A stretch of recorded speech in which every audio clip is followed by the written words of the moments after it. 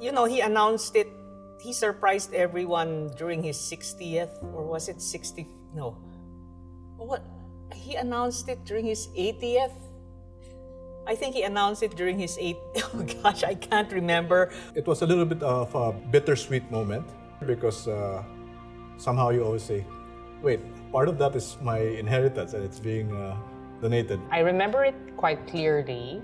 It was a big surprise to the entire family when he announced that he would donate 50% of his ownership of the company to the foundation. When we found out about it on his 75th birthday. I am not surprised. He will give something for sure, but not 50%. But he says simpler to calculate, 50%. The foundation is currently the biggest shareholder of the JG Summit. It owns 28% of the company. And I think if the business do well, then foundation will do well. And if the foundation do well in getting the country education to improve and develop the country, the JG Summit Group will also do well as a benefit of the economic development. You know, my dad, he really loved this country.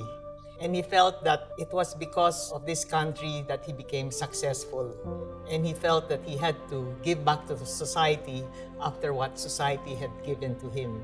And he said he'll do it through the Gokongwei Brothers Foundation, or the GBF. And it's supposed to support kids who cannot afford to go to school. And he said for this country to improve, they have to industrialize. And so the GBF now focuses on STEM, science, technology, engineering, and math. So this is like the two strands of like what we call DNA of the group. If JG Summit grows, the GBF will have more resources for education.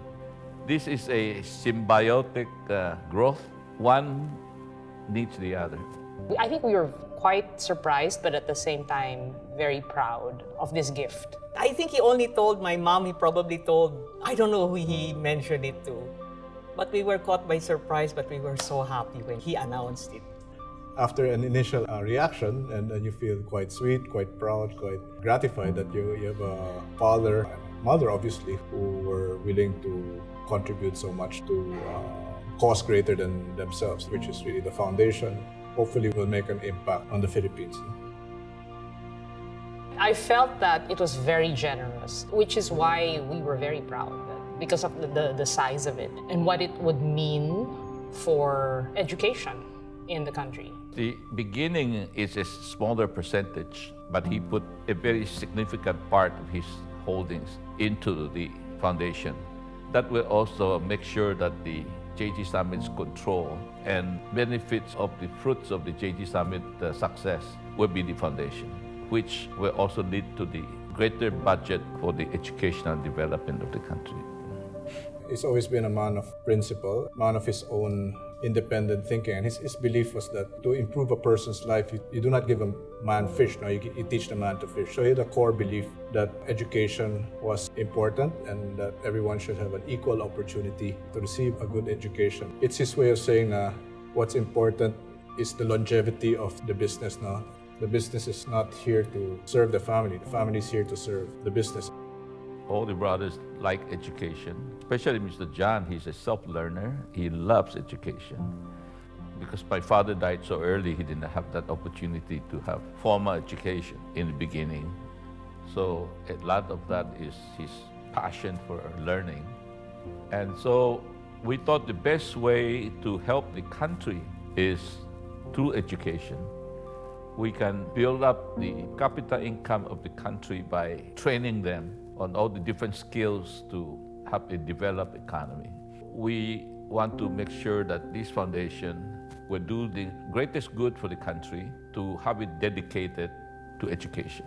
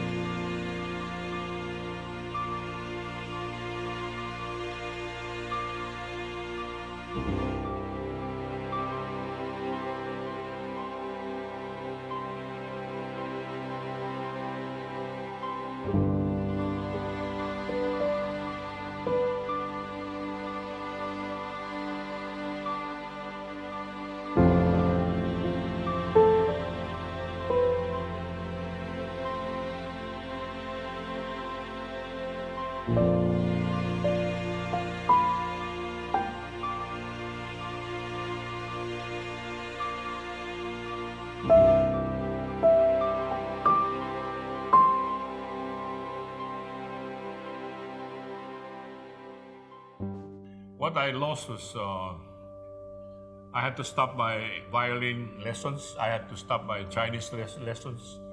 And in school, I had a lot of friends because my father had 11 movie houses, and I always bring them in.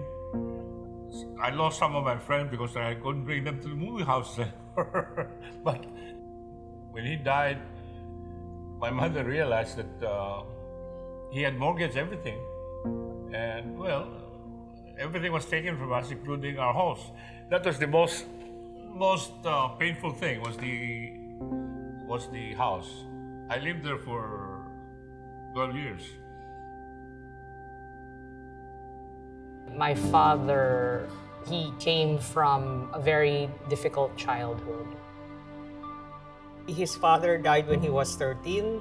The family had to go back to China because they couldn't afford to stay here. At least there was family there. Mr. John and my dad were only 1 year apart. And I think if any of the brothers, it was my dad and him who grew up together. So I think they shared a lot of experiences. These guys lost everything when they were 12. And nothing beats that, right? Maybe that's why these two are always so calm. It doesn't matter how bad the business is or how the market collapses. And our house burned down in 94, and then the office at Libis. It just dawned upon me. It was always, what's the next step? It's never that bad. It's resilience. Bad things will happen, right? And it doesn't always work out the way you plan it to. I believe he always had purpose in his life. When his father died when he was 13, his purpose was to support his family. When he was able to build a business, then his purpose was to provide great, affordable products to the consumers. As the business grew, he wanted to start helping the country. It was like the apex already of that life of purpose. So from helping his family to helping society, this was really in line with the man I knew. I know. Yeah. He always had foresight. I think since my father died, he's always that compass to take care of the family. And from that, he built a company that the family can work together. And then when he get to a certain size, he start thinking of the community, of the country. How to make this venture that get all the family members to work together, to create something good for the family, good for the country. Yeah. It's really just proud of where he came from. That he was able to raise himself from humble beginnings and overcome adversity during a very difficult time, Second World War, and really pull himself up. Mr. John is really a very special person. I will never take for granted that opportunity to have worked with him and to have worked directly with him. It's a rare privilege to watch him in action, to see how dedicated he was, how focused he was on things that were important to him. I think most people, including myself, learn by observation. It's like my dad's main focus was really building the business, being an entrepreneur. And that's why there's the risk-taking there, because you're not punished for making mistakes. I think you're punished for not making the effort. He was really hands-on. You know that you're entering into a fight together. So he has your back, he'll defend you. If something goes wrong, he really talks about it and says, what did we do wrong? What can we do right? But he never imposed on people. I think I worked with him for 56 years, and I don't think he ever tell me what to do. He might make suggestions, or he might create an environment for you to. I think you never have to say you're sorry for making a mistake. As long as your intentions are good, you try your best. I love working with John because we get to do many things, learn many things. You work hard, you sweat a lot, you sacrifice but it's also a lot of fun. So it's a great journey. He was supportive because some of it are his ideas, right? He wanted to make it succeed also. He saw my success as his success. He wanted me to succeed because in the end, it was also him succeeding and the group succeeding. He really had a lot of vision, courage. He believed in the ability of entrepreneurs to make a difference. So I think he's really a classic entrepreneur, no? Someone who's really a catalyst for change. The idea was to really allow the common man to have access to all kinds of goods and services, that this should be democratized for. He did that for airlines, for mobile phones, for snacks and beverages, just these comforts of life, or these basics of life should not just be for a small minority, but should really be available to all. I think he's always had that desire to make a difference. He doesn't have to say it, no? You can see it with the way he lived his life. He was always not afraid to be different. He didn't care what other people thought about him. He just did it.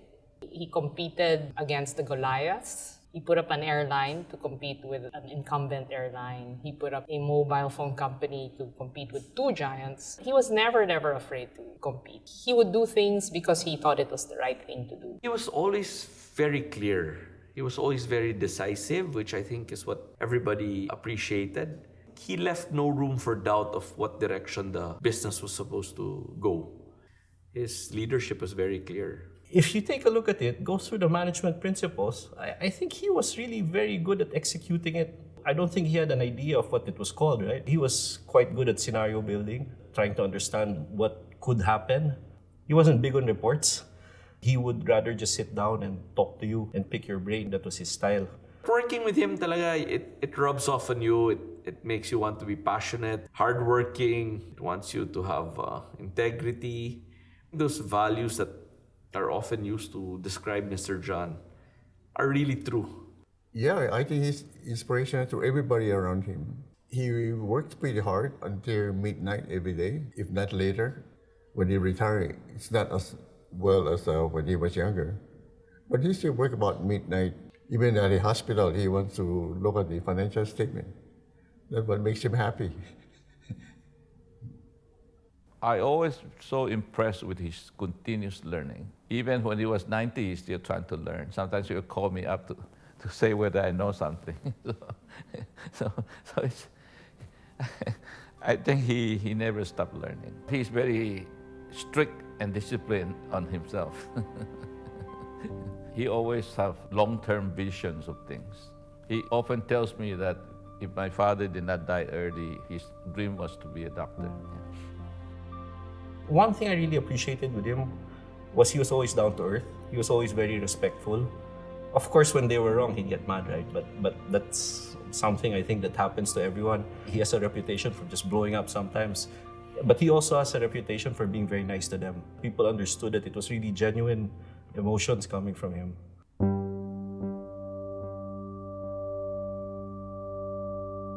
I remember I had done something really bad at work. One of my magazines had an event. Something scandalous happened in the event, and there were so many reporters. It appeared in the tabloids the next day, and I was so horrified that I had embarrassed the whole family. I remember I woke up early for breakfast because I wanted to, explain what had happened. I was there, and he came, and then he took his newspapers, and I said, "Dad, can I talk to you?" And he said, "Sure." And I said, so I explained to him what happened. And then he says, "That's not a problem." Then he went back to his newspapers. And I think I realized, based on his experience, this thing was small. It wasn't something I should worry about. And just by saying that, I realized there are bigger problems to worry about. He's very practical. He's very upfront. He won't say, "Oh, come on." He's not like that. Like, "I empathize with you. Tell me more." He's not like that. He'll just tell you what he thinks. And I derived a lot of comfort from that. My dad, he never looked down on people. There was one time he had to go on a trip abroad, and he had this bag of money, and he had forgotten to deposit it or put it in a vault. So he gave it to me and told me to keep it and then give it back to him when he comes back. After 1 week, and of course it's in my closet, he came to me saying he had to apologize to his janitor because he thought that he left the money in his office and the money disappeared. And of course, a poor janitor is always the one accused by everybody of taking things, right? And it just dawned on him after 3 days that he had left the money with me. So he called the janitor to the office and really apologized profusely to the janitor. My dad, if he commits a mistake, he will really apologize, whoever you are. I remember when I was a kid and I had to do summer work at the old URC office. He told his secretary, "Call up Mr. Katipunan of PCIB." And the secretary said, "I don't know Mr. Katipunan. Cannot be. What do you mean you don't know Mr. Katipunan? I've been dealing with him for so many years. So she goes out and says, anybody here remembers Mr. Katipunan? Nobody. Then he got mad. Then one of them said, sir, hindi Mr. Katipunan. Si Mr. Bonifacio yan. So, ay, mali. So nag-sorry na naman kasi ang lakas ng boses niya. He was so mad at everybody for not remembering who Mr. Katipunan was. No, I've seen him get angry at people, right? But fortunately for me, I've never been on the receiving end of any major trouble. I don't want to get into trouble. When we were growing up, we were scared of him because he was this big man with a very, very loud voice. I remember he would order us around, get me a glass of water, get me a slice of cheese, cut my nails, stuff like that. No. But he was always focused on reading and finding out what's new. Of course, Mr. John would have a booming voice, and people would be scared whenever his voice would come up, right? But it was always in context, so it was never personal. So he would always be fair, and he'd always talk about what can be done. So it was always a productive and constructive meeting with him. He was already big in the first place, and then his voice was so loud. Even if you were at the end of the room, you could hear what he's saying. And it would be so loud, sometimes it would be so funny. There was once we got into a big fight. I remember when I was in high school, Hershey's chocolate was very hard to get. It was given to me by a friend. And so I saved it and put it in the refrigerator. When I went there to retrieve it, it was half gone. So I was so angry. I said, who ate my Hershey's? And he said, I did. And so we got into this big argument. And I said, I own this piece of chocolate. You had no right to eat it. And he said, this is my house. If you don't follow my rules, then leave. And so I packed my clothes and I called my friend, can you pick me up? So we did talk for 3 months. It was so funny. I was so hard-headed. And I was expecting him to apologize. But in the end, why would he apologize to me? He had the right to eat that piece of chocolate. And so when I got older, he would always bring that up and we would laugh about how funny that was. He was the typical traditional father. He was the man of the house. What he said went. I don't think he needed charm.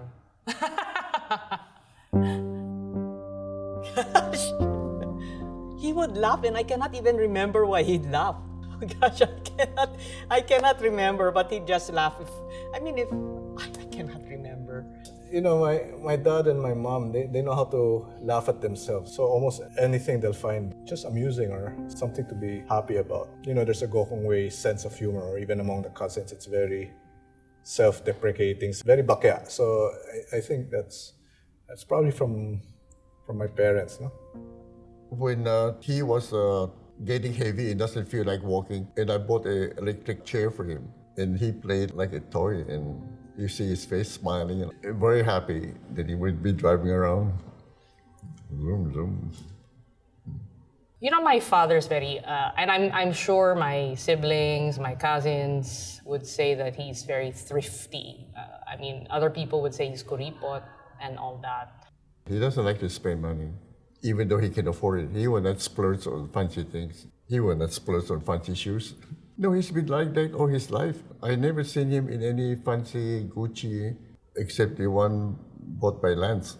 And he never buy anything fancy himself. He made me pay for his beer. We went to a wedding in Intramuros, so we got locked out. He said, boy, they won't let us in anymore because they closed the doors, right? So I said, let's just order beer and wait for them outside. So he said, sige, I'll buy the first round, you buy the second round. I said, sige na nga. Every year when he traveled with his family, I'm the only outsider invited, me and my wife. I feel honored, but I have to pay for my own fare, because he will send me the bill. There are times I would see him also at the food court, sampling food from the stalls. And I couldn't forget it because he asked if I had money. He said he forgot his wallet. And then the bodyguard said, no, Mr. John, it's okay. I'll be the one to pay for it. And I'll just get from Lina, his secretary. So he's very generous to his people around him. When we go out to have meals, they make sure they are taken care of as well. And when we travel, they give them extra allowances. He gave all his pocket money because he has no use for it.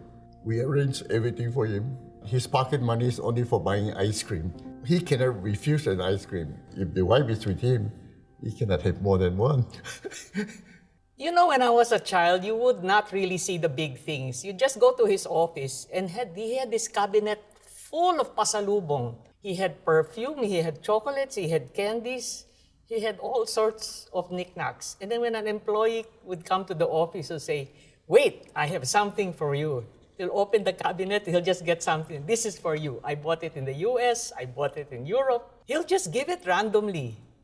Because he really appreciated the employee, and so he'd always come home with a maleta of pasalubong. Did he give me pasalubong? He'd always, oh my gosh, what a question. So his acts of generosity were natural or spontaneous. It's not really planned. My dad would never remember anyone's birthday. He won't even celebrate his own birthdays. But I do know when he was younger, when he made his first ₱1,000,000 or so, one of the first things he did was he helped endow the old Sacred Heart School in Cebu. No? Obviously, he's a well-off man, but his own needs were quite simple. His priorities were really his family, his quest for new knowledge, his reading. When we were growing up, every week he would bring us to the old Unimart to have a spaghetti, but also that's one of the bookstores there, not to buy books. So I'm not sure if that's an act of generosity or just an act of doing something together as a family, while also supporting something he enjoyed and felt we should enjoy, which was reading or continuing quest for learning, right? He's very generous for education. Well, a good example is he financed my education overseas. At that time, he was just a fairly modest businessman. For a modest businessman who needs every peso so that he can grow his business.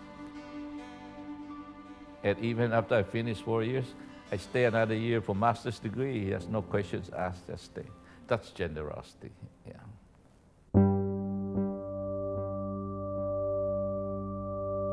He's very caring. He invited me to lunch on Saturdays. Every Saturdays when he's in town. So wherever I am, I have to fly back to serve lunch with him because otherwise he would ask me a lot of questions. Where I've been, who I've been with, why am I going there, how long did I stay there, where did I stay? According to his wife, he spends more time with me than the wife. Every time we have a picture taken, he will hold me or hold some part of me, or I'll be sitting on the armrest. That was the most memorable. I thought it's worth it.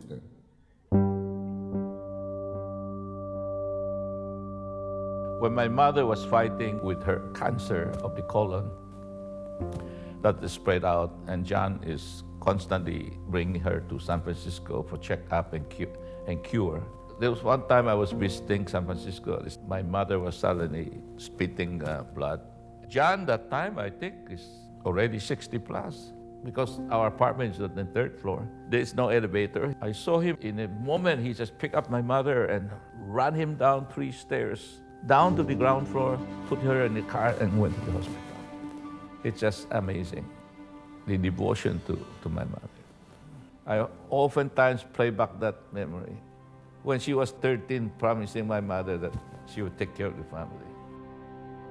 I never saw him cry. I don't know, maybe he cried in his room, but I never saw him cry even when his mom died.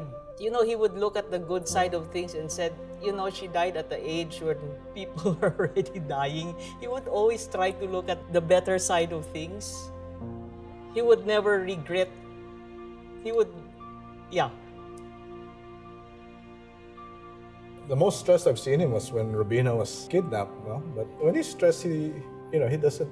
He'll soldier on. He'll take it. He won't take it out to anyone else. But you could see he was stressed. But he would lose weight. His appetite would diminish, be a little bit more quiet than normal. But you know that at that point he's stressed, right? You know, when he was stressed, we didn't know that he was stressed.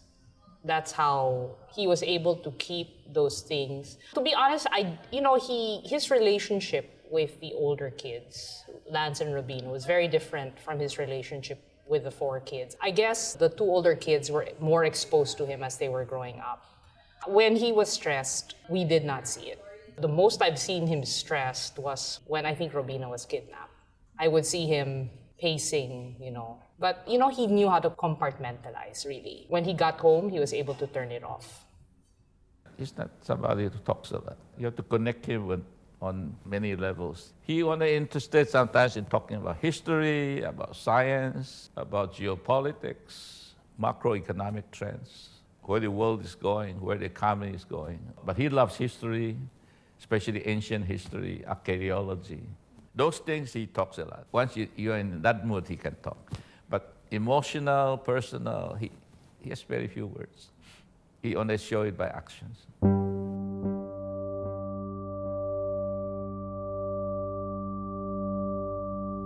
Nung una po talaga, hindi ako familiar sa Gokongwei. Alam ko lang na may Robinson, Ministop. Alam ko lang po na may mga ganyang businesses. Pero hindi ko po alam na Gokongwei po lang pagmamayari niya. Mr. John Gokongwei, naririnig ko lang po siya actually sa mga TV, ganyan. Naririnig ko lang siya dati, dun nga din sa co-teacher ko na he is a Gokongwei scholar. Nung nalaman ko nga po na ang scholarship na nag-offer sa akin is Gokongwei, grabe po yung naramdaman ko. Parang sobrang laking tiwala po nung binigay nila sa akin.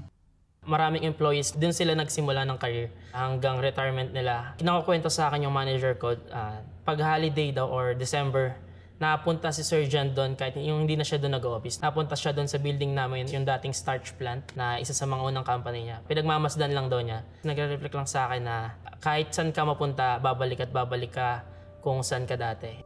To be honest po, yung Gokongwei sa akin, parang siguro I can speak of anyone else na pag Gokongwei group, Robinsons lang po talaga yung una kong maiisip. And I never thought na meron po silang ganitong program na talagang ito-touch po yung lives ng mga scholars niya po.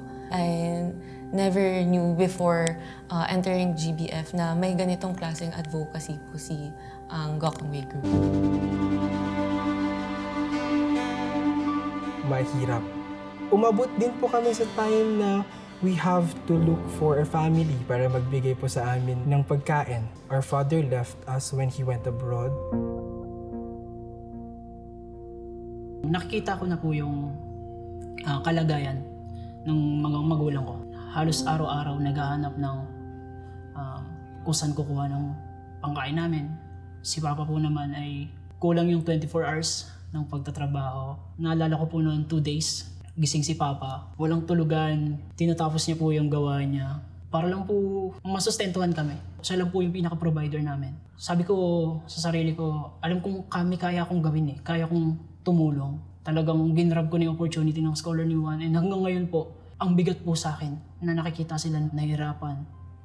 Sobrang laking sakripisyo na po na ginawa sa akin ng mga magulang ko sa amin. Panahon na po para bumawi. My brother was diagnosed with acute myeloid leukemia. It's a rare type of blood cancer.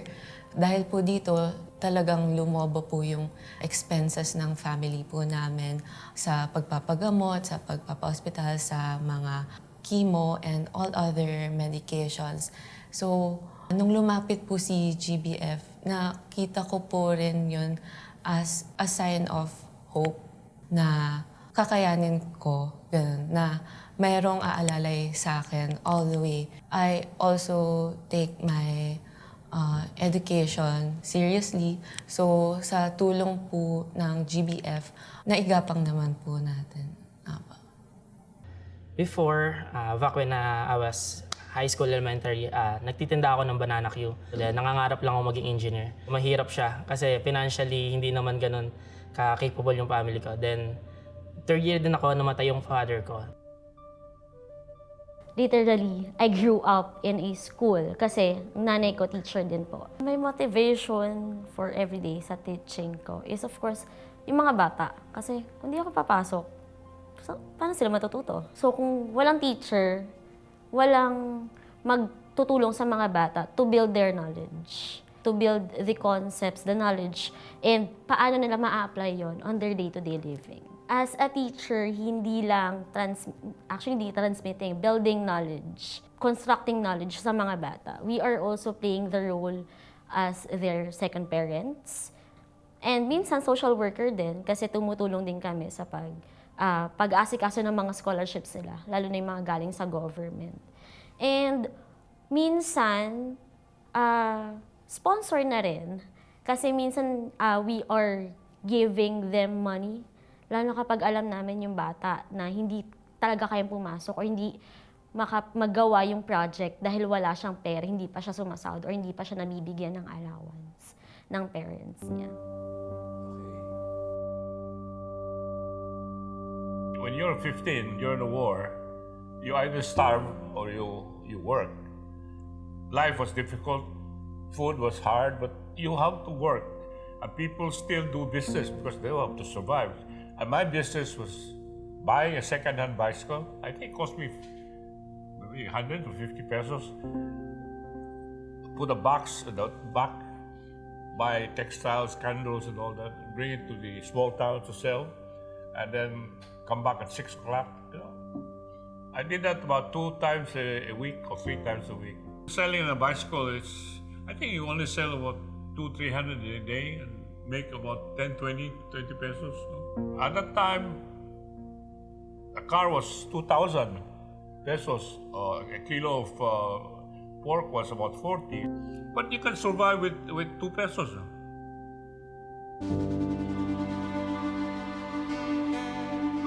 I would hear the bicycle story many, many times. Oh, so many times.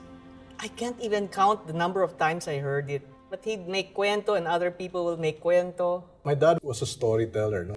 When we were growing up, he would recount the days. During my time, things were much tougher than they were now. My father passed away and, I had to go around in a bicycle, etc., etc. I love the bicycle story because I love thinking of my father as a tween, riding a bike filled with soap candles and then setting up a stall in a market, running around, trying to sell things with people so much older than him, competing with people so much older than him. He would bring whatever he can bring in the bicycle to the market, and when it's done, when it's sold, then he go home. He doesn't want to carry back to the inventory or to the bodega. He bought a bicycle in Shanghai. Of course, now we won't let him ride the bike. He tried to ride the bike. I said, no.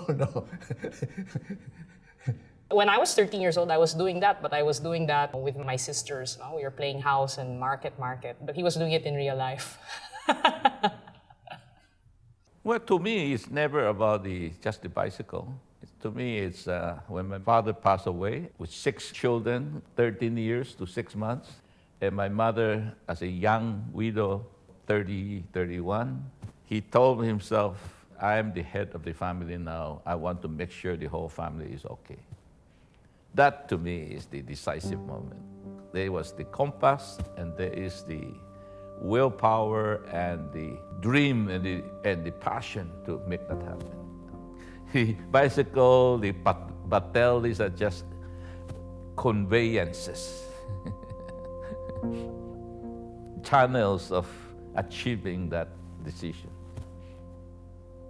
I never thought of giving up. In fact, whenever times got tough, I got tougher, It built me up. I think the training I had the last 4 years of the Japanese occupation, that was the thing that really helped me build up my business career first. The 4 years there with the bicycle and then a small store. There's no connections whatsoever. You just use your wits and your sweat. I'm thrifty on my personal thing, but I gave 500 million to the schools during the last 7 years. I don't spend that. I could spend that on my own pressure, but instead I give it back to the community. I eat what I want, I travel where I want, but if they say I'm crippled and I have to give away 500 million pesos, I don't know who has given out 500 in the Philippines. I don't know of anybody else who's given 500 million.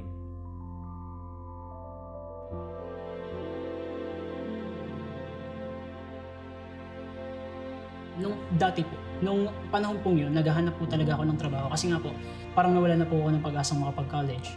Ang inisip ko na lang po is magtrabaho.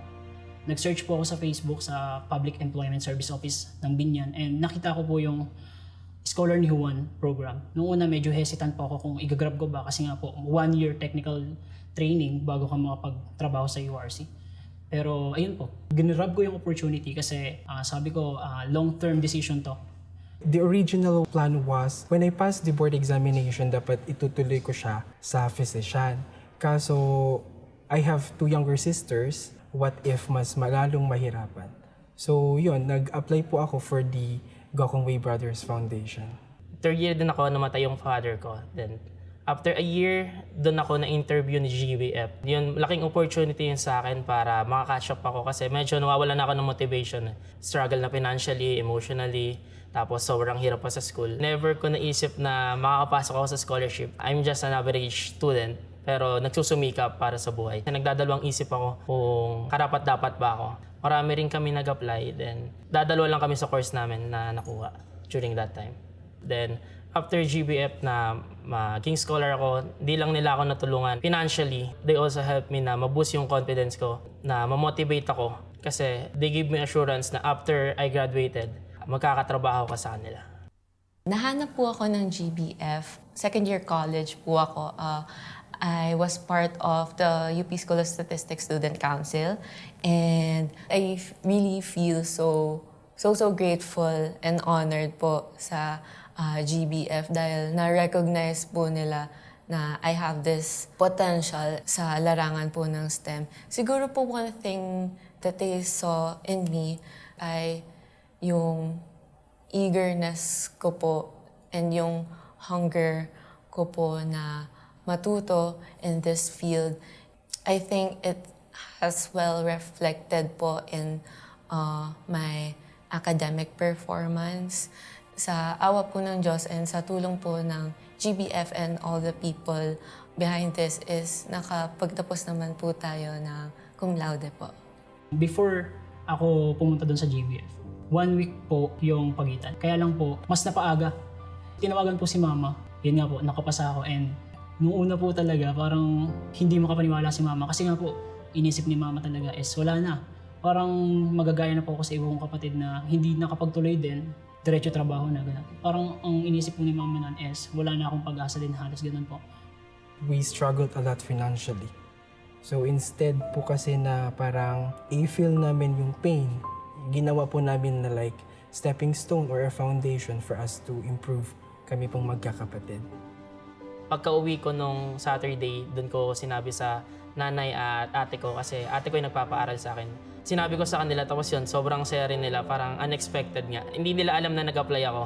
Nung natanggap ako, doon lang nila nalaman. Kaya yung saya, parang sobrang sarap sa pakiramdam. Sakto nag-open na din bigla yung Gokongwei, yung GBF, yung Teach STEM Scholar. So I tried my luck and luckily, yun, nakapasa ako.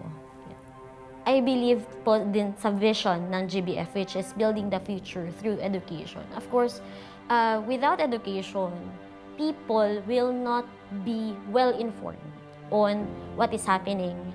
And kaya din tayo nakakagawa ng mga wrong decisions in life because we are not well-informed. So how are we going to be well-informed? We are going to be well-informed through the quality education that we get from quality teachers.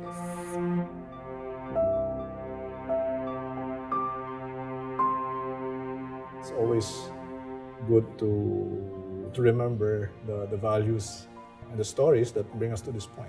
I mean, kids do as what their parents do, not what they say. And I can see really that both my mom and my dad were totally they're committed to each other. They were willing to sacrifice things for the long term. They lived very simply. My mom was committed to helping him and really keeping the whole family happy and whole. I guess they were a very good combination. My parents showed their love by being around. They were there for dinner every night. We would spend our time with them after dinner. You know, we would just watch TV in the room together. Both of them were reading books or newspapers. I think the fact that we were just hanging around together all the time, we would talk a lot about business as we got older. But I think it's very common the way that we were raised. But the fact that they were there, you know, I think that was enough for us. We felt secure, I think, and that was important.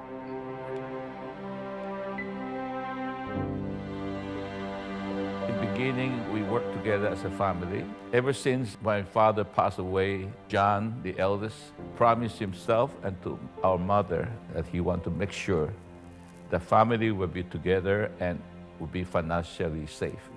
And we worked our lifetime together to build up the business. In the 1990s, 1993, he'll be 67. That's the time we were going to list our holding company called JG Summit. Before that, we were Universal Robina, CFC, Robinson Land. But that year, we consolidated everything and formed the JG Summit Group, and we listed as a public company.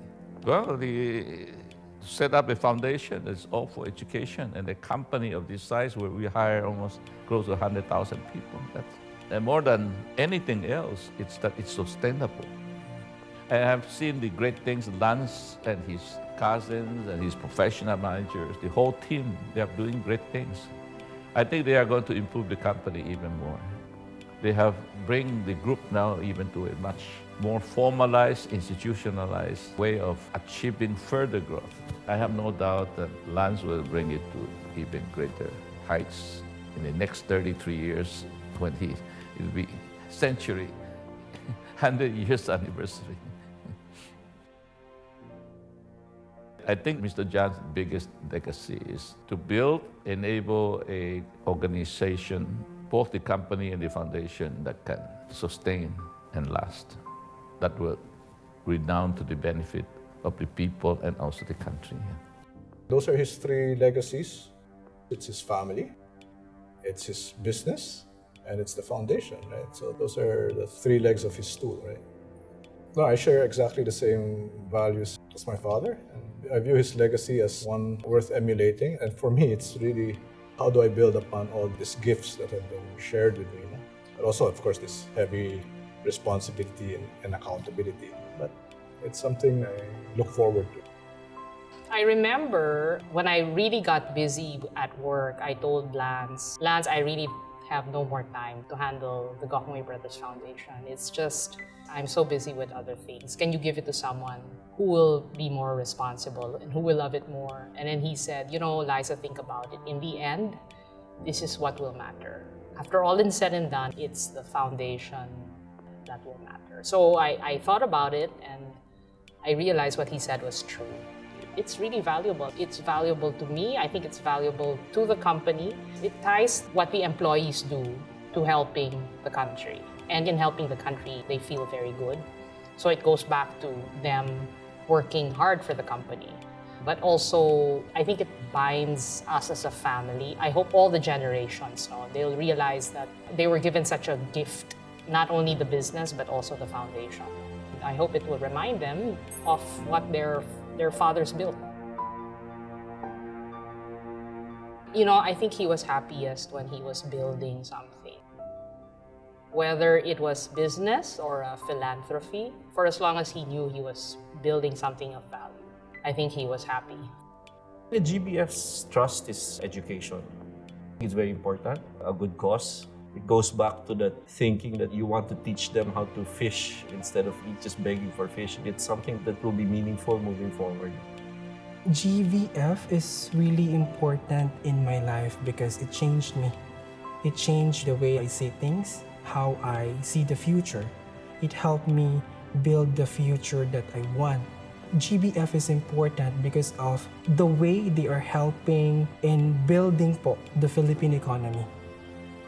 He wanted the Philippines to be a Philippines that was as progressive as the rest of the other countries he saw around us. After the Second World War, we were the second richest country in Asia, after Japan. Korea was poorer than us, Thailand, Malaysia, especially Singapore, China, where he recalled it being really poor at that time. And then he saw that they were all developing beyond the Philippines. So he just felt the Philippines had the capacity to do that. And there were two things I think he felt that were needed. One is, some entrepreneurship.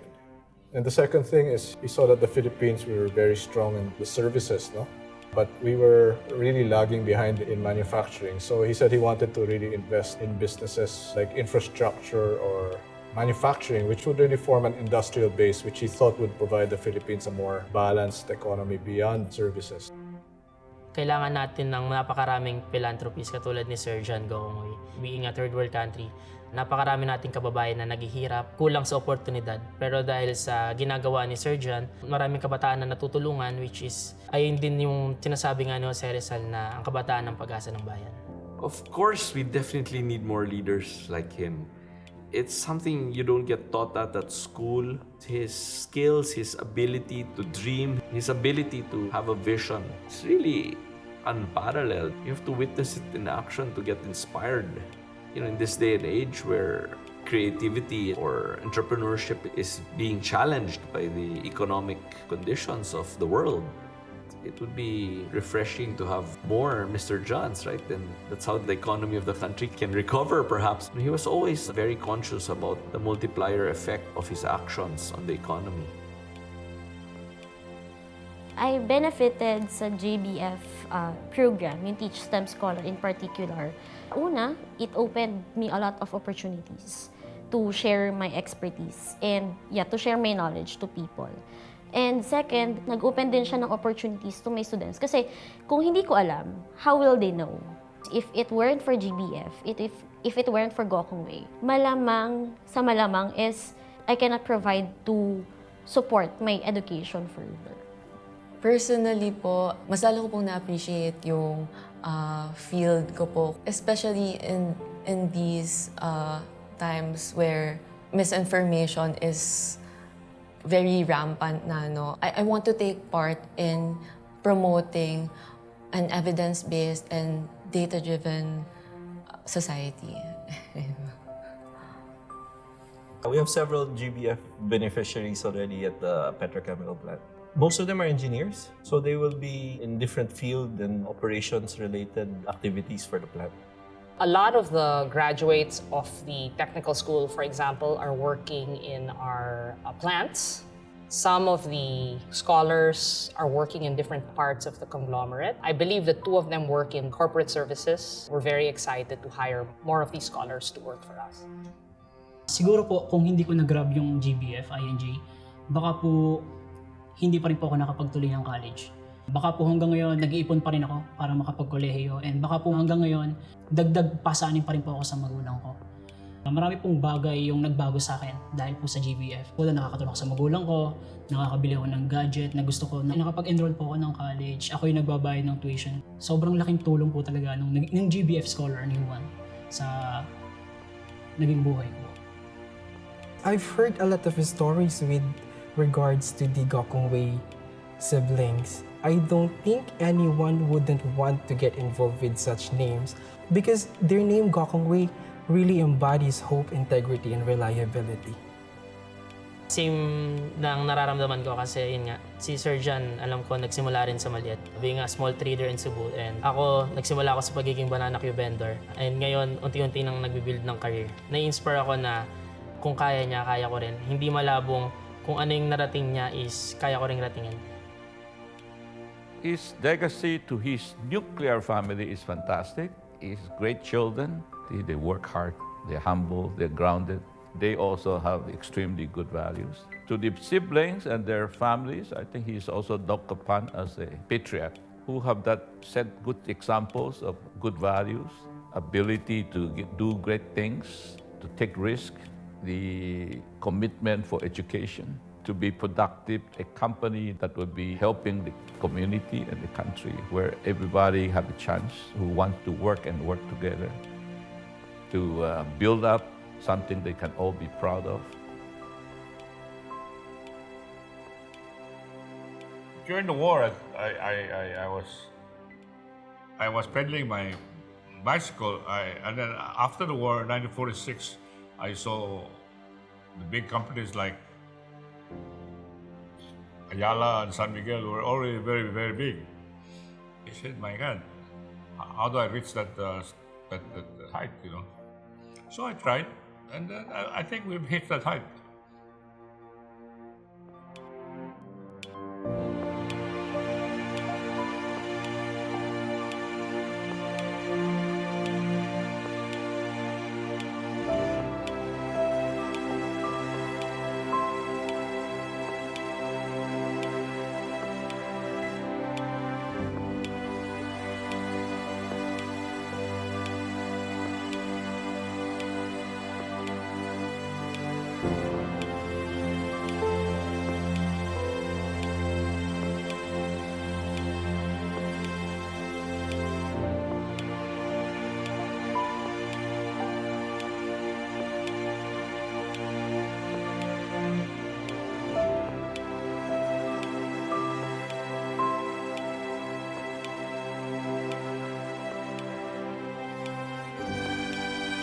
I'm James Go.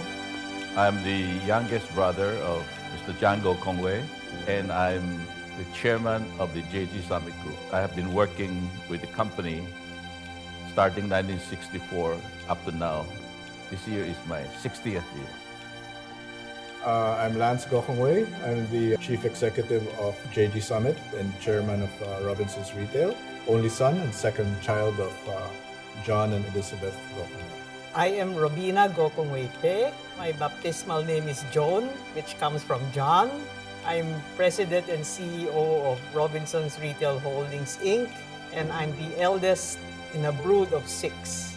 My name is Liza Gokongwei Cheng, and I hold 3 roles for the group. I am the Senior Vice President for Digital Transformation and Corporate Services.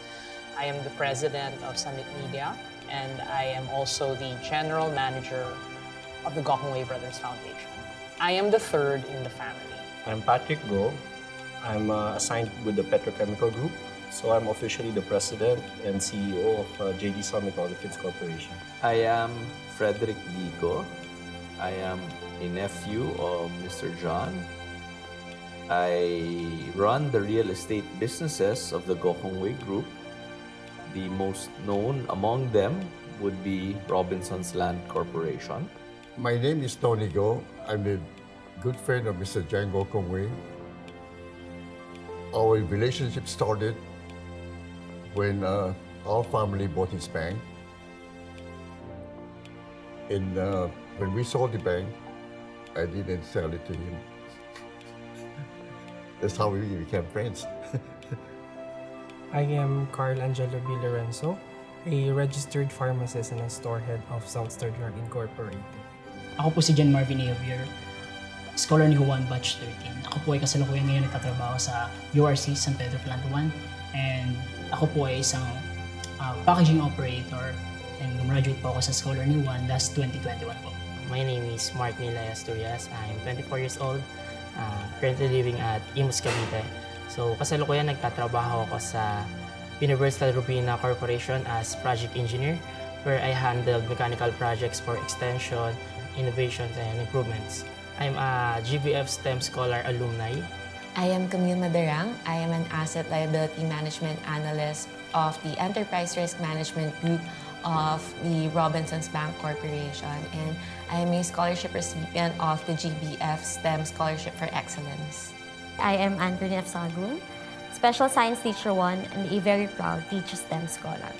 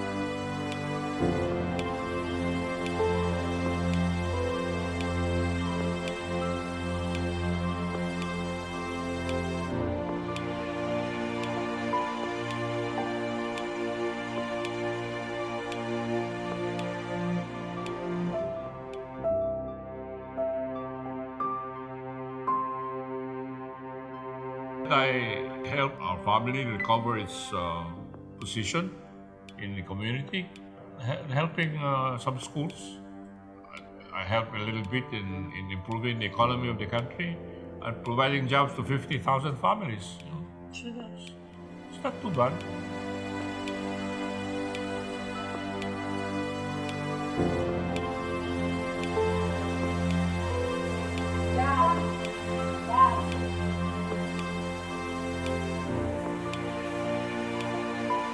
Dad.